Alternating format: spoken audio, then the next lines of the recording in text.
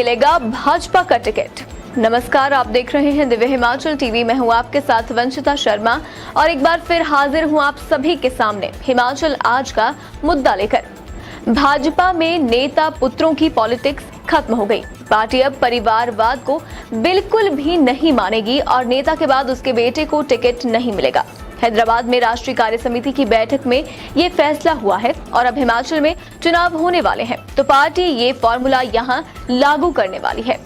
इससे क्या होगा चुनावी माहौल और क्या कांग्रेस को घेरने के चक्कर में कहीं ये दाव भाजपा पर ही भारी न पड़ जाए। इन्हीं बिंदुओं पर हम पहाड़ी में चर्चा कर रहे हैं अनिल अग्निहोत्री और राजेश शर्मा। चर्चा हम करेंगे नेता के परिवार में टिकट नहीं जी, या ऐसे कहिए नेताजी के परिवार में टिकट नहीं, लेकिन कौन से नेता? सभी नेता। कैसे? अभी चर्चा करेंगे, पता लग जाएगा आपको। जुड़िए हमारे साथ, बहुत महत्वपूर्ण चर्चा है। राजेश, शुरुआत यहां से करते हैं। हैदराबाद भाजपा की राष्ट्रीय कार्यकारिणी की बैठक चली है ना, हिमाचल के लोग भी वहां पे गए हुए हैं राजेश, हमारे नेतागण बहुत सारे। क्या अपडेट है अभी तक की आज के?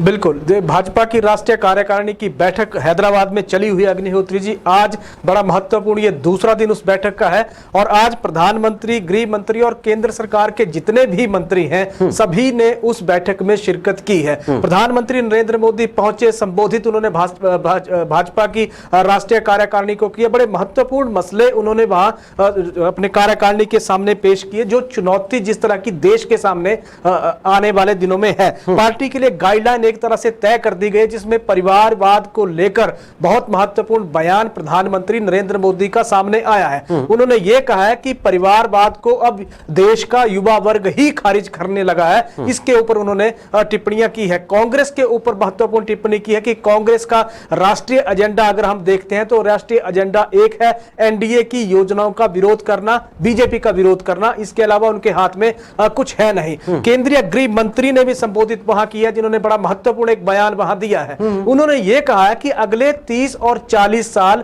एनडीए सरकार के ही देश में होने वाले हैं, तो इसके लिए सभी से अपील की गई है कि जुट जाएं, प्रचार प्रसार में डट जाएं। महत्वपूर्ण ये राष्ट्रीय कार्यकारिणी की बैठक अभी भी वहां चली हुई है। बिल्कुल चली हुई है, बहुत चर्चा में है बैठक। आप देखिए मेन स्ट्रीम मीडिया में भी और कहीं आपको इस बैठक की विभिन्न खबरें सुनने को मिल रही हैं। सही, इसके बीच झांकेंगे राजेश। जैसे आपने दो बातें कही, एक प्रधानमंत्री महोदय की कही कि परिवार में टिकट नहीं। जाहिर है वो क्यों?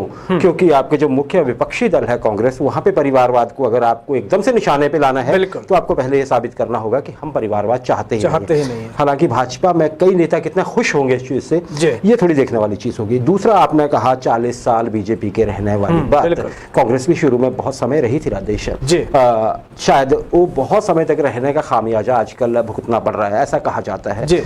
तो अब देखते हैं भारत की जनता, जनमानस किस तरह से कितने साल रखना चाहता है। अलग बात है, नीतियां अच्छी होंगी तो रखेंगे 40 के, फिर तो 80 भी हो सकता है, अदरवाइज पहले भी कुछ और हो सकता है। इसके अलावा राजेश, हिमाचल के संदर्भ बड़े महत्वपूर्ण हो जाते हैं इस बैठक के नजरिए से। गुजरात में इलेक्शन है कुछ दिनों में विधानसभा के। प्रधानमंत्री नरेंद्र मोदी, अमित शाह जी का अपना घर, बिल्कुल, और वहां पे बड़ी ऐसे भी माना जा सकता है कि बड़ी सुखद स्थिति बताई जा रही है भाजपा की। लेकिन साथ ही चुनाव हो रहे हैं हिमाचल में, हमारे हिमाचल प्रदेश में। प्रदेश वहां पे तो ऐसा नहीं कहा जा सकता है कि कौन किस तरफ जा रहा है। सही है। तो इस नजरिए से अगर हम देखें, हिमाचल के नजरिए से इस बैठक को देखें तो हिमाचल के लिए क्या संदेश देखते हैं आप पहले दिन की बैठक में जो घटनाक्रम हुआ उसका? बिल्कुल, देखिए कार्य समिति की बैठक में जहां तक हिमाचल प्रदेश से भाग लेने वाले जो सदस्य हैं उसमें है मुख्यमंत्री जयराम ठाकुर, वो वहां पहुंचे हैं। पार्टी के प्रदेश अध्यक्ष हैं सुरेश कश्यप, पार्टी के प्रदेश जो प्रभारी हैं अविनाश राय खन्ना, वो वहां हैं। केंद्रीय जो खेल मंत्री अनुराग ठाकुर, वो बैठक का हिस्सा है। पार्टी के महामंत्री, संगठन के महामंत्री पवन राणा उस बैठक का हिस्सा बने हुए हैं। पार्टी के सह प्रभारी संजय टंडन भी बैठक में, उसमें कार्य समिति की बैठक में शिरकत कर रहे हैं। जहां तक हिमाचल और गुजरात के इसकी चुनावों की बात है अग्निहोत्री जी, ये जो राष्ट्रीय कार्य समिति की जो बैठक है, इसके तुरंत बाद हिमाचल प्रदेश के जो चुनाव हैं इनको लेकर ये महत्वपूर्ण बैठक वहीं होने जा रही है। उस बैठक में हिमाचल प्रदेश के जितने भी चुनावों को लेकर, चाहे प्रचार प्रसार की बात हो, कि टीमों की बात हो, मुद्दों की बात हो, इस पे बड़ी महत्वपूर्ण चर्चा होने जा रही है। परिवारवाद पे सबसे पहले आ जाते हैं, क्योंकि उसमें प्रधानमंत्री जी का संबोधन जिस तरह से कार्य समिति की बैठक में हुआ है, उससे अब जाहिर तौर पे हिमाचल प्रदेश में एक चीज तो साफ हो गई कि नेताजी के परिवार से किसी उसके परिजन परिजन को टिकट नहीं मिलेगा, ये बात तय हो गई है। इस पे आज पार्टी की इसमें जो भाजपा के लिए जो हिमाचल प्रदेश की जो बैठक हो जाएगी, उसमें ये बैठक में इस चीज पे मोहर लगने वाली है। बड़ी महत्वपूर्ण चीज है कि इस बैठक में जो मुख्यमंत्री जयराम ठाकुर पहुंचे हैं, वो प्रदेश में सरकार ने जो फ्लैगशिप योजनाएं शुरू की हैं, उन योजनाओं का प्रचार प्रसार करेंगे, उन पे जानकारी देंगे। अब इसमें परिवारवाद पे तो हो गया, क्योंकि कांग्रेस को घेरने के लिए आप ये देखिए कि पार्टी की प्रदेशाध्यक्ष से लेकर कई जो विधायक हैं, उनके आगे बेटों को कांग्रेस ने टिकट दिया है। ये भाजपा के पास सबसे बड़ा हथियार होगा इन चुनावों के लिए। उसी को लेकर, हिमाचल प्रदेश के मुद्दों को लेकर अब इस बैठक के तुरंत बाद वो बैठक होने जा रही है, जिसमें बीजेपी चुनावों को लेकर रणनीति बनाने जा रही है। रणनीति बनाने जा रही है। राजेश, वैसे एक चीज ये प्रधानमंत्री ने कहा है, जाहिर है ये पार्टी की पॉलिसी बनने जा रही है, घोषणा भी आपने बताया हो जाएगी। दो चीजें मैं कहना चाहूंगा राजेश जी। पहली तो आपने कही कि इस मीटिंग के तुरंत बाद हिमाचल के चुनावों पर वहीं हैदराबाद में ही चर्चा होगी। बिल्कुल, देखिए ये फर्क है। जब उदयपुर में शायद कांग्रेस की बैठक हुई थी ना, तो हिमाचल के चुनावों पर उन्होंने चर्चा नहीं की थी। उन्होंने कहा था कि दिल्ली में अलग से बैठक करेंगे, वो की भी हफ्ता भर लगा था शायद उसको। लेकिन ये भाजपा की आप यहाँ पे ये देखिए कि कितने कमिटेड दिख रहे हैं इलेक्शन के लिए, एस्पिरेशन देखिए और कमिटमेंट भी देखिए राजेश, बिल्कुल सही बात है। दूसरी आपने बात की कि परिवारवाद नहीं चलेगा, ये कहने के लिए बहुत अच्छा है, शायद पार्टी इसको मनवा भी दे, जैसे कोटखाई में हमने पिछले इलेक्शंस में देखा था। लेकिन राजेश, ये हम सभी जानते हैं, हिमाचल के लोग जानते हैं कि या तो नेताजी खुद चुनाव लड़ेंगे, और जब ऐसा होता है कि बहुत से नेता, सबके साथ नहीं, बहुत से नेताओं के जब उनकी उम्र हो जाती है या कोई और वजह होती है, तो चाहते हैं चलिए मैं नहीं तो मेरा बेटा, मेरी पत्नी को ही दे दीजिए, या कुछ ना कुछ मतलब घूम फिर के टिकट घर में। और बहुत से नेता पुत्र नेता पुत्रियां इसी एक नजरिए को लेकर आगे बढ़ते हैं कि कल को हम ये करेंगे जो पापा कर रहे हैं। सही। तो क्या अब फिर इन हालात में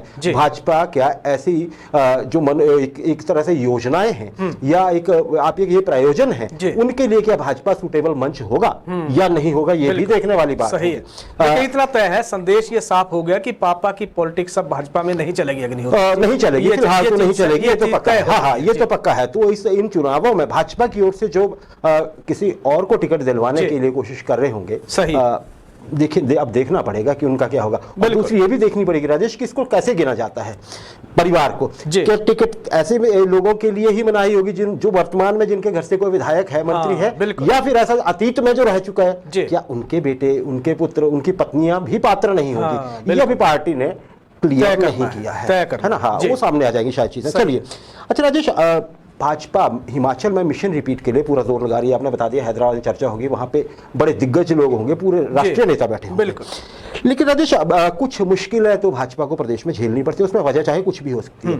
अब जैसे खबर आ रही है कि डिपुओं में दालें महंगी होने जा रही हैं। खैर, ये ओपन मार्केट की एक वजह होगी, है ना राजेश, क्योंकि मार्केट में जो टेंडर होता है उसके हिसाब से ऊपर नीचे रेट हो जाता है। 2 महीने के लिए ऐसा सुनने में आ रहा है राजेश, दालें महंगी हो रही हैं। लेकिन इसे क्या जनता महंगाई की दृष्टि से तो नहीं देखेगी, क्योंकि जनता को असर नहीं पड़ता है। जनता ये देखती है कि हमें कैसे क्या मिल रहा है। आप क्या कहेंगे? बिल्कुल सही है। देखिए, महंगाई मुद्दा है और महंगाई राष्ट्रीय स्तर का मुद्दा तो है ही है, क्योंकि अगर उपचुनावों की धमक देख लीजिए तो इस महंगाई ने पूरी तरह से असर भाजपा की, चाहे कैंपेन कह लीजिए या नतीजा कह लीजिए, वहां तक डाला है। महंगाई बहुत बड़ा इशू है। अभी जो खबर आ रही है उसमें जुलाई और अगस्त महीने, जो 2 महीने हैं, उसमें डिपुओं में दालें महंगी होने जा रही हैं। 3 दालें हैं जी, दाल मलका है, दाल चना है और उड़द की दाल है, जिनके रेट 1 रुपए से लेके 5 रुपए तक डिपुओं में बढ़ने जा रहे हैं और 2 महीने वही रेट रहेगा। जुलाई में भी उसी रेट पे मिलेगा, अगस्त में भी उसी रेट पे मिलेगा और बाकायदा इसकी खेप जो है वो खाद्य आपूर्ति विभाग के पास इन दालों की पहुंच गई है। राहत देने की जहां तक बात है कि तेल की कीमतें घट गई हैं, चाहे खाने वाले तेल की कीमतें, राष्ट्रीय जो हमारा जो खाद्यान्न मार्केट है उस मार्केट में तेल की कीमतें घट गई हैं। और तेल की कीमतें जब घटी हैं तो अब डिपुओं में उसकी सप्लाई क्योंकि अभी पहुंची नहीं है, अब क्या वो वहां सप्लाई से राहत मिलने जा रही है या नहीं मिलने जा रही है, इस पे अभी कोई कह नहीं सकता है कुछ भी। लेकिन दालें जाहिर तौर पे एक झटका देने जा रही हैं उपभोक्ताओं को, उन उपभोक्ताओं को जो सवाल सरकार से पूछेंगे इलेक्शन के प्रचार के दौरान कि इतनी महंगाई क्यों है। महंगाई क्यों है राजेश? दालों की तो आपने बता दी, पर जो तेल का आपने इंफॉर्मेशन दी वो चाहे रिफाइंड है या सरसों का तेल है, ये लग रहा है कि आपकी शायद आपका इशारा इस तरफ है कि अभी तेल की सप्लाई मिली नहीं है। तेल की सप्लाई नहीं है तो मिल तो जाएगी, लेकिन इस महीने मिलेगी, कब मिलेगी ये सर्टन नहीं है, इसलिए अभी ऐसा नहीं। हाँ, हालांकि राजेश पीछे कहा गया था, आपने जैसे सही कहा कि तेल इस बार सस्ता मिलने वाला है, रिफाइंड होगा है ना, जो भी है। अच्छा राजेश, एक और चीज, अब कांग्रेस की बात कर लेते हैं। कांग्रेस की ओर से भाजपा पर भी और सरकार पर भी प्रहार जारी हैं। अगर मान लीजिए आजकल ये मान लेते हैं कि बड़े नेता जो हैं वो हैदराबाद में हैं, लेकिन यहाँ पे कांग्रेस ने अपना छोड़ा नहीं है और निशाने पे जाहिर है सरकार और मुख्य विपक्षी दल भाजपा ही होंगे। राजेश, इसमें मुख्यमंत्री के देखिए अभी कैसे बात जुड़ रही है। अभी आपने बताया कि प्रधानमंत्री ने परिवारवाद पे कहा, सही है, यहाँ पे मुख्यमंत्री बोलते रहे हैं। प्रतिभा सिंह ने कहा है कि देखिए परिवारवाद की बात भाजपा तो रहने ही दे, क्योंकि हमें जो अब कोई भी है कांग्रेस का नेता उसको जनता चुन के भेजती है महाराज, वो नॉमिनेट नहीं होता है। क्या राय है, क्या कहा आप, क्या कैसे आप, एक तो प्रतिभा सिंह ने कहा क्या और उसको आप देखते कैसे हैं? बिल्कुल सही है। देखिए कांग्रेस की प्रदेश अध्यक्ष प्रतिभा सिंह कल जोगिंदरनगर में थी, आज बैजनाथ पहुंची और बैजनाथ के बाद फिर पालमपुर में इंटक के सम्मेलन में प्रतिभा सिंह पहुंची हैं। जहां तक बैजनाथ की बात है, शिव मंदिर में इन्होंने पूजा अर्चना की अग्निहोत्री जी, उसके बाद फिर इनकी वहां प्रेस कॉन्फ्रेंस थी। परिवारवाद पे भाजपा सीधे तौर पे कांग्रेस पे आरोप लगाती है कि पार्टी में परिवारवाद बहुत ज्यादा है, लेकिन प्रतिभा सिंह ने जिस तरह का जवाब दिया है वो एक तरह से राजनीति को दबाव बनाने वाली, एक तरह से जो बीजेपी की राजनीति है उस राजनीति को दबाव बनाने वाले तरीके से ही उन्होंने जवाब दिया है अग्निहोत्री जी। उन्होंने एक जाहिर तौर पे एक चीज क्लियर कर दी है कि पार्टी का मिशन, कांग्रेस का मिशन सिर्फ एक ही है इस बार, और वो है भाजपा को सत्ता से हटाना। इसके लिए कांग्रेस पूरी तरह से तैयार है, कांग्रेस जुट गई है। और उन्होंने इस पे सीधे तौर पे ये भी कह दिया है कि जिस तरह की अटकलें लगती हैं कि पार्टी का सीएम का चेहरा कौन होगा, उन्होंने ये कह दिया है कि पहले विधायक बनेंगे, उन्हीं विधायकों में से पार्टी का एक सीएम चेहरा होगा। इशारा उनका साफ है, इशारा उन्होंने ये दे दिया है कि कांग्रेस किसी चेहरे पे चुनाव नहीं लड़ेगी, कांग्रेस अपने जो पार्टी का निशान है उस पे चुनाव लड़ेगी,